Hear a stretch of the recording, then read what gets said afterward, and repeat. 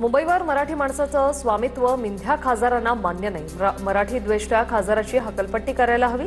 सामनाच्या अग्रलेखातून खासदार मिलिंद देवरांवर जोरदार हल्लाबोल। राज्यात मानव वाघजीव संघर्ष वाढला। 5 वर्षात वाघांच्या हल्ल्यात 219 जणांचा मृत्यू। चंद्रपूर आणि गडचिरोली सर्वाधिक मृत्यू, तर गेल्या 5 वर्षात महाराष्ट्रात एकूण 108 वाघांचे मृत्यू। पुणे महापालिकेच्या 75 शाळा होणार मॉडेल स्कूल। शैक्षणिक गुणवत्ता सुधारावी यासाठी पालिका आयुक्त नवल राम यांचा निर्णय। विद्यार्थ्यांच्या सर्वांगीण विकासावर भर दिला जाणार। विसर्जन मिरवणुकीसाठी पुणे पोलिसांचं नियोजन पूर्ण।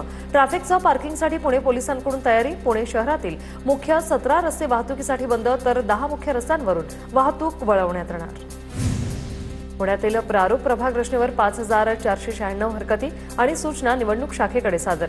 नरे, वडगाव, बुद्रुक येथून सर्वाधिक 2066 हरकती आणि सूचना दाखल। नाशिक मंडळातर्फे म्हाडाच्या 478 घरांसाठी सोडत जाहीर। कालपासून सोडतीसाठीच्या ऑनलाईन अर्ज नोंदणीला सुरुवात, तर 3 ऑक्टोबर रोजी रात्री 12 वाजेपर्यंत ऑनलाईन अर्ज नोंदणी करता येणार।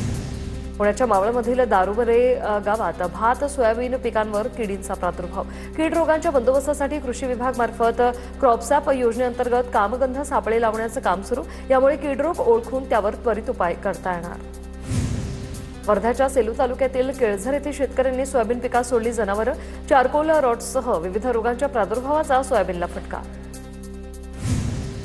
धाराशिव जिल्ह्यात शेकडो एकर सोयाबीन पीक आखणीही पाहण्यात आली, पाण्याखालीच गेलेली आहे आणि पावसाने खरीप हंगाम गेला। आता रब्बीचा हंगाम जाण्याची शेतकऱ्यांना भीती आहे। पंचनामे करून त्वरित मदत करावी, शेतकऱ्यांची प्रशासनाकडे मागणी। जळगावमधील गिरणा धरण पूर्ण क्षमतेने भरलं। 2 तालुक्यातील 175 गावांची सिंचनाची चिंता आता मिटली। गिरणा नदीपात्रात पाण्याचा विसर्ग।